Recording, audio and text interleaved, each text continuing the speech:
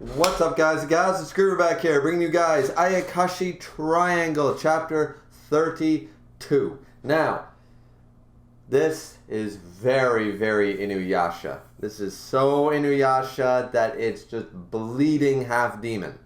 But, let me tell you right now, not a bad thing. Not a bad thing. I like this backstory. I like this chapter. I love we finally got the backstory about Garaku.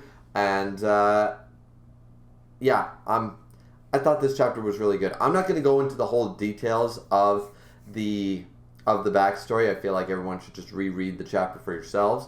But a few things I did want to note about this chapter. Number one, the idea that eventually the past, this Mei, who's the, Mei is the last incarnation before Suzu as the Ayakashi medium.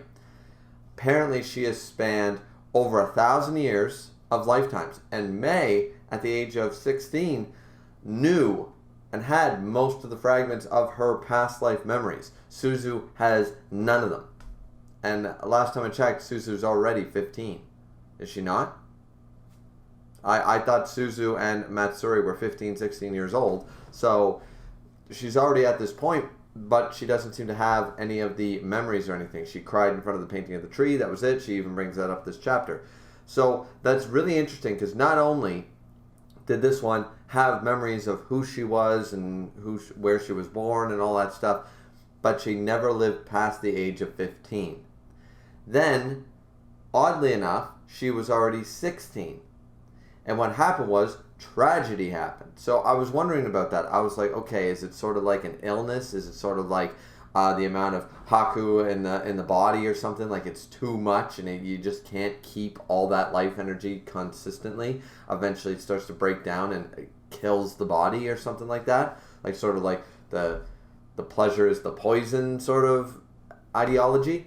I wasn't sure. But then at 16, maybe 17, we don't know, there was a bunch of floods, and she was taken as a human sacrifice and drowned, sort of like the witch hunt sort of idea, because of her strange power, her connection to the Ayakashi. The humans took her, and they used her as a sacrifice. Garaku at the time was not nearly strong enough to stop the humans. He has a very sad backstory himself, because when he, during the era he was born, paintings, it was scarce. It wasn't exactly a noble profession at the time. It wasn't something that you could do a lot with. He was just a young boy who just wanted to paint. He had the form of a human, so he could appear as such. We saw how he got on the wrong side of everything, how he felt nothing, how he hated humans. We understand how this all happened, and he tried to be taken in. He tried to do the right thing, and it just didn't bode well. But then he met the Ayakashi medium, who taught him, X, Y, Z. So it was definitely a very interesting chapter in that regard, but the one, as I said, the key thing to take away from it is that this Ayakashi medium in Suzu doesn't have that. Now, once again, the long-haired one that we saw, was that Mei, or is that even one further beyond that? Was that a different previous life? Because the reincarnation thing has constantly been happening. We got the idea of reincarnation, and now it's been confirmed, and that's, at the end of the day, it's got nothing to do. She died at 16, so none of them lived to be about 15, but it was all circumstances. It wasn't like fate necessarily seemed to be playing the part. Like the Ayakashi medium can only live to be 15 years of age, and then she dies to be reincarnated once again. That doesn't seem to be the case. It seems to be really bad luck. Like, the one before that could have fallen down the stairs and died. The one before that could have been caught in a house fire. The one before that could have died of an illness. Like, it seems to me that it's just by being born in this transcending this world, as the Ayakashi medium puts it, as Mei puts it, by transcending this world, it's bad misfortune almost follows upon you. So that seems to be the case here, because she's 16 and then she's killed for the dumbest of reasons, right?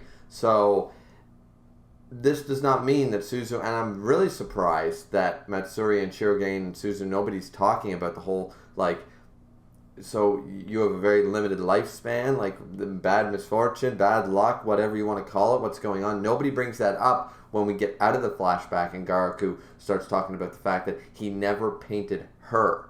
And the reason is because he thought if he did, it would be over, like the dream would end. And it didn't matter in the end because the dream ended anyway. So he waited all this time for her to come back. And then when she becomes the complete Ayakashi medium and gets all her memories back, that's who he wants to paint. He wants to finally paint her because Mei wanted him to and he never got the chance to. So he wants Suzu to regain Mei's memories and then paint her. Fair enough, fair enough. There's a possibility that could be the case.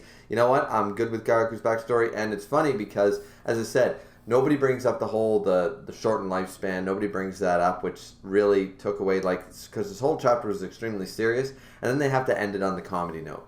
Now, for me personally, I didn't think ending it on the comedy note was good, because Shirogane's like, wow, like, this, taking this all in, and blah, blah, blah, blah, blah. And then Matsuri is just, how can I compete with this? I'm a girl. This is out of a manga. This is the InuYasha storyline sort of idea. Like, how can I compete with the star-crossed lovers that are connected through time, Prince of Persia style? Like, how can I do that, right? And that's all he's seemingly worried about right now, is that Suzu will eventually, by training and becoming the Ayakashi medium, will eventually, you know, get her life back. We've seen this in Fairy Tail. We've seen this in Rave. We've seen this in InuYasha. We've seen this in Shaman King. We've seen this in, God's sakes, I think it's almost in every goddamn manga story, is it not? So, right to say so, that this sort of idea comes a lot in romance fiction, and Matsuri's worried that they're going to be the outside wheel. But if Matsuri also remembers, generally speaking, that changes. For example, InuYasha went with Kagome, not Kikyo, at the end of the story, right? So, like, don't be too down on yourself, Matsuri. And once again, we're all here for that Yuri action, so don't worry about the whole being a girl thing. It's fine. But either way, I don't think it was a good decision to end it on a comedy note. I felt like it could have been more serious.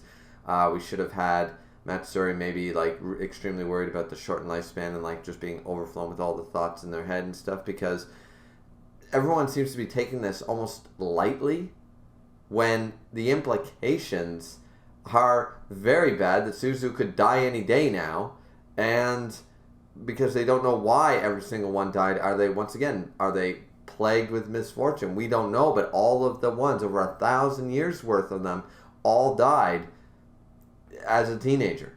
So, like, there's more things to worry about right now. And Garaku even said, like, I'm not after you, Suzu. When you become the complete Ayakashi medium, I want to paint you. You know, because if Mei had all the memories, then Suzu will eventually have Mei's memories and will remember Garaku, and then it's fine. Then it all works out.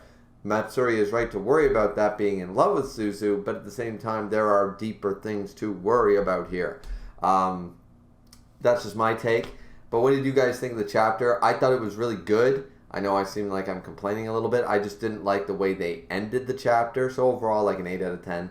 It was a pretty good chapter. Garaku is one of the best characters, and his backstory was solid. It was clean. I liked it.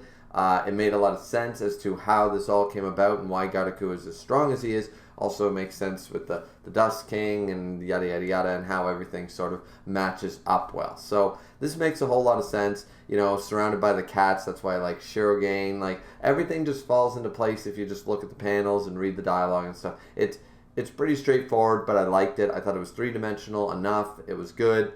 But what did you guys think? What did you guys think of the chapter? Like, comment, and subscribe as always. And don't forget, guys, we are trying to get to 500 subscribers. Not 300, not 400, but 500 subscribers in the month of March, so that I can make a 500 milestone video that you, yes, you, will be able to decide what the content is. So, looking forward to that stuff. As I already said, like, comment, and subscribe. Drink responsibly. Drink responsibly as always, and we'll see you guys back here next time. See ya.